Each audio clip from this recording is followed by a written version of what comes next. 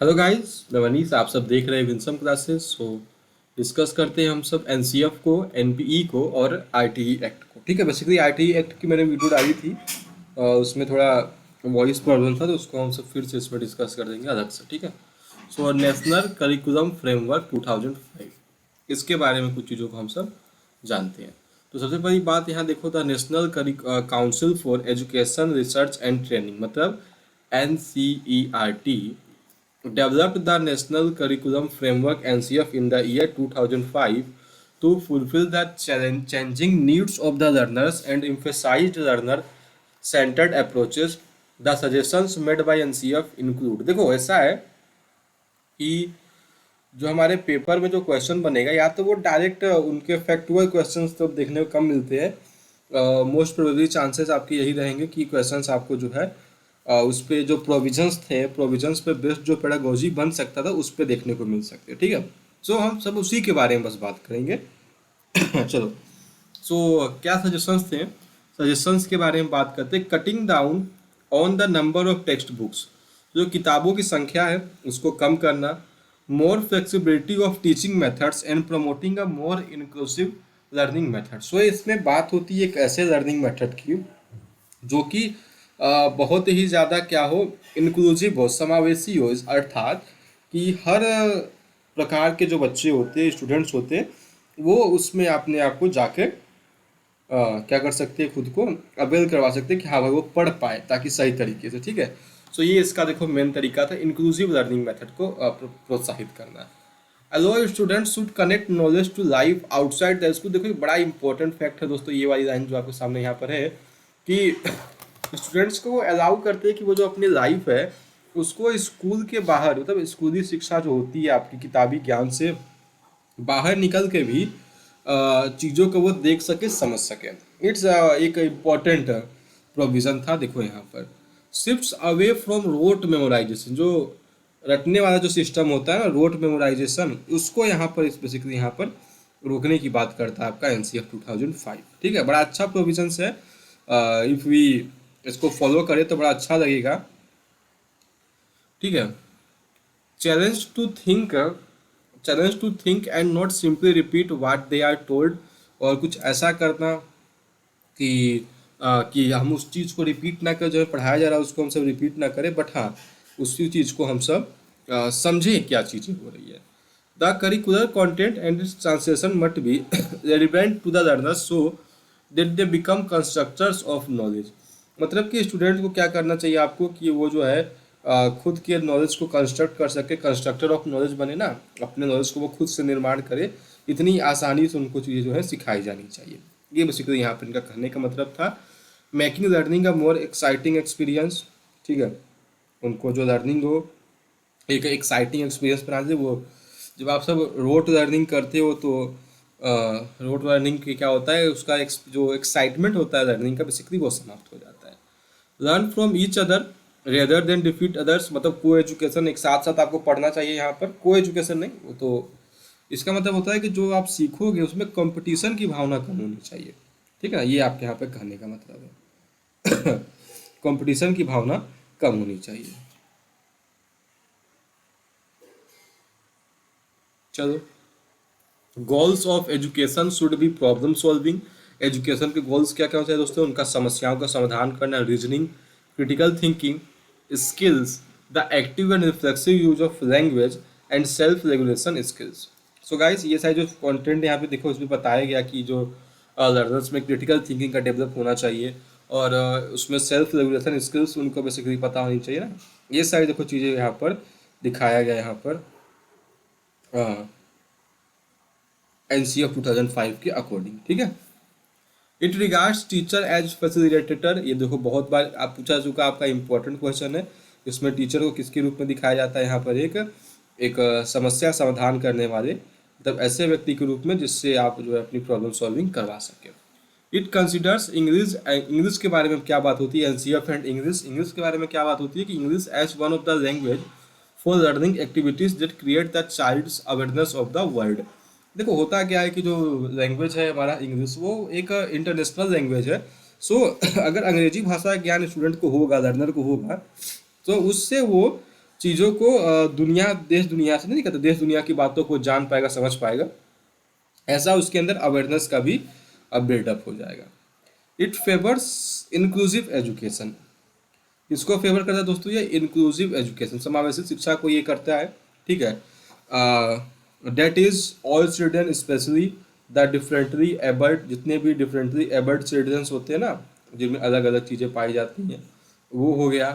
और children from marginalised section and children in difficulties circumstances get the maximum benefit of education. होता है क्या है, जो नॉर्मल है, मतलब कि अ, दिव्यांग नहीं है, मतलब जो भी चीज़ों में, इफ स्टूडेंट अगर एक नॉर्मल है तो उसमें तो कोई दिक्कत ही नहीं है उसको, बट उसके साथ कोई प्रॉब्लम है मेंटली, फिजिकली, इकोनॉमिकली, सो उसको भी आपको प्रमोट करना पड़ेगा ना। ये बेसिकली यहाँ पर ऐसा कुछ कहने का सेंस यहाँ पर बन रहा था।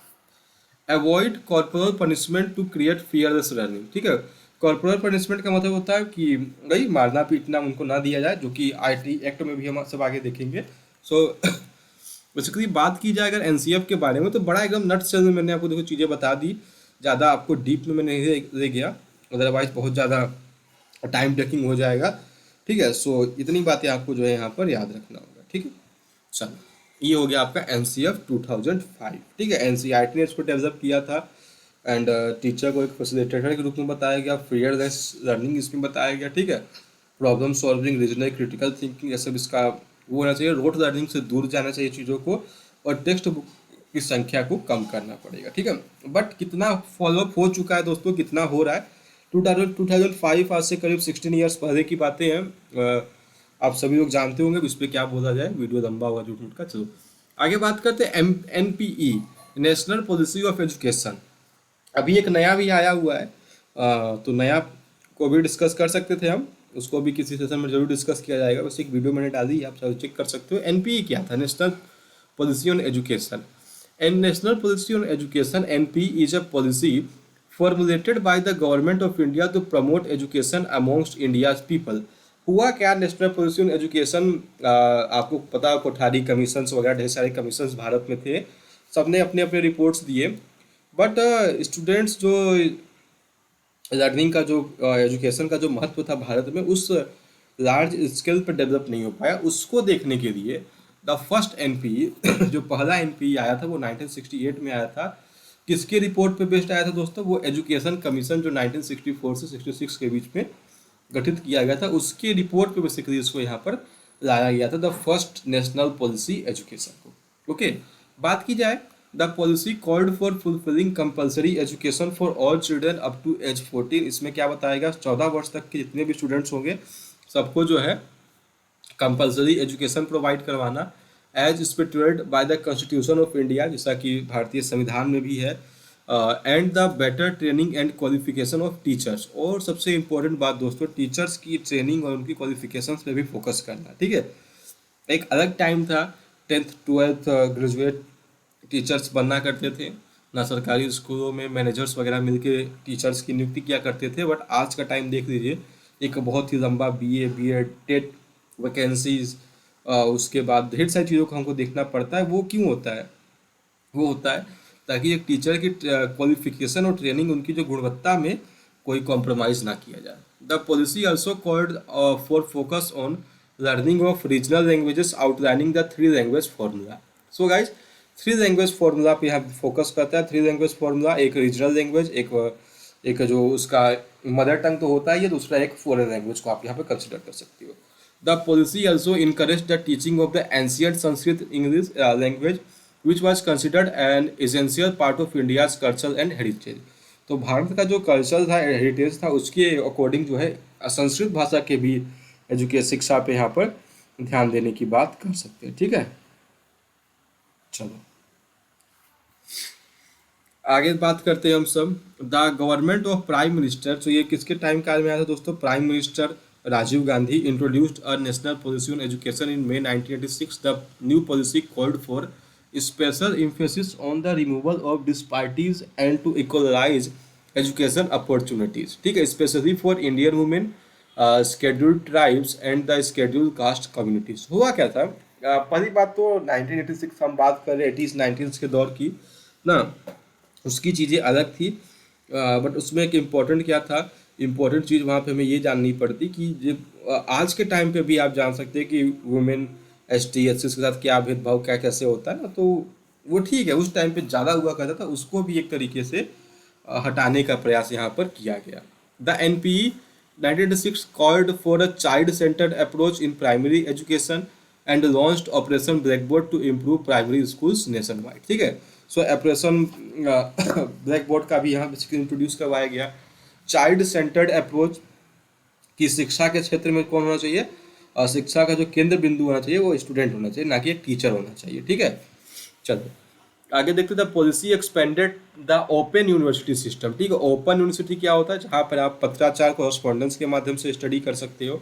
द इंदिरा गांधी नेशनल इग्नू जिसको हम सब जानते हैं वो भी इसी के माध्यम से आया। The policy also called for the creation of the rural university model based on philosophy of Mahatma Gandhi to promote economy and social development of grassroot level in. तो ग्रामीण क्षेत्रों में भी स्कूली शिक्षा का विकास करने की बात देखो यहाँ पर की गई थी। The 1986 NPE was modified in 1992। The PV Narasimha Rao की सरकार थी उस टाइम पे दोस्तों। Envisaged conduct of common interest examination on all India basis for admission to professional and technical programmes in the country. देखो नट सेल में बात की जाए ना, तो बहुत ही इजी वे में हम बस इसके टर्म्स को जानते रहे। टर्म्स को जानने का सेंस क्या होता है कि ठीक है, अगर पेपर में क्वेश्चन बनता है तो आपको पता रहे तो आप काफ़ी हद तक डील कर पाओगे। बट अगर डिटेल डिस्कशन किया जाए तो एक एनपीई एनसीएफ आरटी एक्ट बहुत लंबा लेक्चर होता है। अपने अपने जो आपने ग्रेजुएशन के बाद बीएड बीटीसी जो भी किया होगा आपको पता होगा उस टाइम पीरियड में आपने कितना लंबा उस चीज़ को पढ़ा था। ओके चलो आरटीई के बारे में बात करते दोस्तों। इस पर बेसिकली वीडियो थी, इसको मैं रिवाइज करवा देता हूँ। 2002 में भारतीय संविधान में एक संशोधन होता है जिसमें आर्टिकल 21A जोड़ा जाता है और शिक्षा का अधिकार राइट टू एजुकेशन क्या बन जाता है दोस्तों, हमारा एक फंडामेंटल राइट बन जाता है। फंडामेंटल राइट एक हमारा मौलिक अधिकार बन जाता है और मौलिक अधिकार को कोई भी छीन नहीं सकता। ठीक है, 2005 में इसका बिल आया था।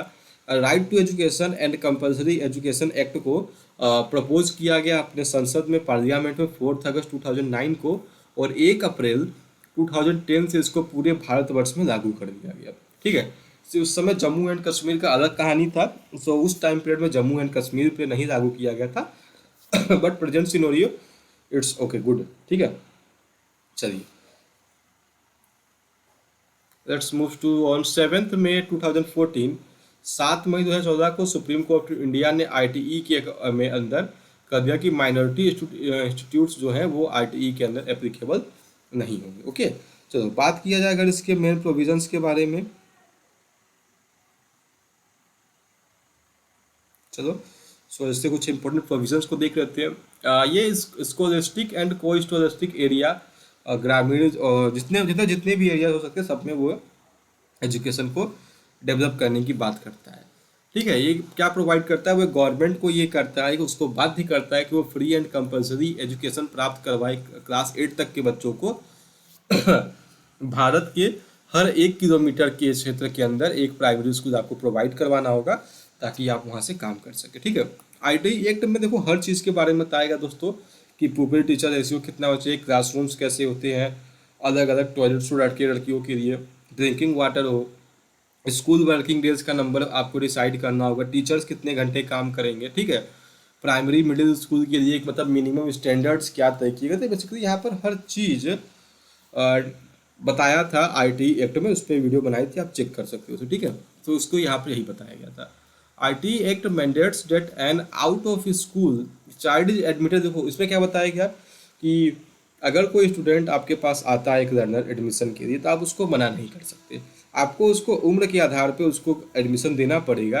पर यदि वो मेंटली प्रिपेयर नहीं हो, थोड़ा वीक हो, सो वीक अगर हो तो आप क्या करोगे, उसको अलग से एक्स्ट्रा क्लासेस प्रोवाइड करवाओगे और उस एक्स्ट्रा क्लासेस के माध्यम से उसको जो है आप उस एज लेवल या उस क्लास तक के उसको आप प्रिपेयर करवाओगे। ओके, ये आपका कहना था। ठीक है, बाकी जो भी रेशियो वगैरह दिया गया पीपल टीचर रेशियो, सरकारी स्कूल का सिस्टम तो बहुत ख़राब है बट प्राइवेट, हाँ प्राइवेट इज गुड, उसमें आपको रेशियो अच्छा मेंटेन देखने को मिलता है। ठीक है, फिजिकल और मेंटल हैरेसमेंट को इसमें रोका गया, डिस्क्रिमिनेशन वगैरह को यहाँ पर ख़त्म किया गया। ठीक है, ढेर सारी चीज़ें इसमें लिखी गई थी, आप इसको चेक कर सकते हो। फिर उसके बाद क्या करता है, डेवलपमेंट ऑफ करिकुलम को भी डेवलप करने की बात की गई और एक इंश्योर किया गया कि जो एक चाइल्ड होगा उसका सर्वांगीण विकास इसमें करवाया जाए। ठीक है, उसके बाद स्कूल से किसी को भी क्लास 8 से पहले आप नहीं निकाल सकते हो, ये भी यहाँ बताया गया। CCE के तहत उनका जो है इवेल्यूशन करवाया जाएगा। ठीक है, उसके बाद अगर इसके खिलाफ जो है आप एक्ट भी कर सकते हो, कोई भी गार्जियन कंप्लेन कर सकता है। कमेटी का निर्माण होगा दोस्तों इसके अकॉर्डिंग, और उस कमेटी के अकॉर्डिंग जो है वहाँ पर आगे काम हो सकता है। ओके, और उसके बाद इसने मैंडेट किया कि सभी प्राइवेट स्कूल्स को कि 25% जो होंगे, प्राइवेट स्कूल्स जो होंगे 25% सीट्स को रिजर्व रखेंगे, ताकि उसमें जो जो बैकग्राउंड, जिनका पुअर बैकग्राउंड के स्टूडेंट्स हो उसको आप वहाँ पे एडमिशन दे सकते हो। सो गाइस बेसिकली ये RTE act and national policy on education और नेशनल करिकुलम फ्रेमवर्क 2005 पे बड़ा ही हमने एक नट सेल में डिस्कशन किया। इसके प्रोविजंस आप सब जानते रहिएगा। ठीक है, आपको जरूर पेपर में काम देगा। सो थैंक यू एवरीवन, जय हिंद, जय भारत।